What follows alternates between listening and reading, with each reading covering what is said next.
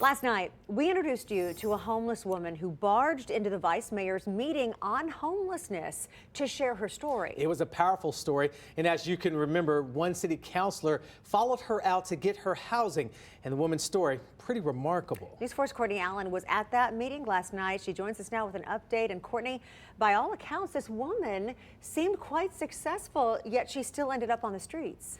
Tracy Marius, that's right. In fact, City Council member Courtney Johnston said the woman who previously lived in Indiana made good money, owned a house and several other pieces of real estate before she fell on hard times and wound up at last night's meeting at the downtown Nashville Public Library.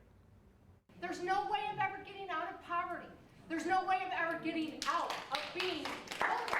That's Michelle, a 57-year-old woman who says she has a master's from Purdue, but somehow ended up homeless in Nashville after City Council member Courtney Johnston says Michelle got her identity stolen.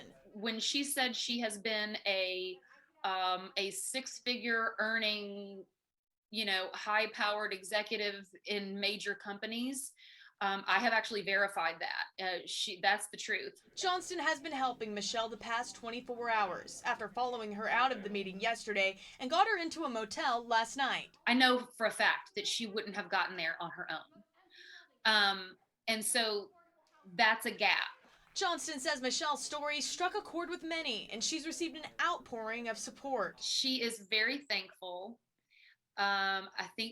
She thinks it's a little probably surreal. Johnston says Open Table and Path are now helping out, crowdsourcing funding to keep Michelle at the motel until they can get her into subsidized housing. You hear so often about people who are homeless that when they do finally get a roof over their heads, they fall through the cracks, especially those who are impacted by mental health issues.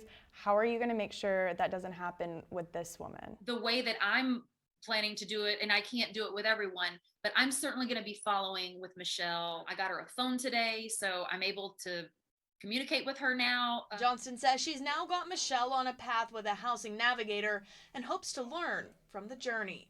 I'm interested to follow her along, not only because I found a new friend and I want to make sure that she's going to be okay, but also I'm going through this process sort of alongside her to see what it really is. Of course, Johnston says they don't have the capacity right now to take on every case in this way, which is why Johnston says expanding wraparound services is needed. Johnston also thinks the city needs more bed space and to open its cold weather shelter to 24 hours a day, 7 days a week. Michelle says her issue was that since she wasn't a victim of domestic violence, she couldn't find any other shelter accepting women. Back to you. It makes you wonder how many more Michelles are out there. Courtney, thank you.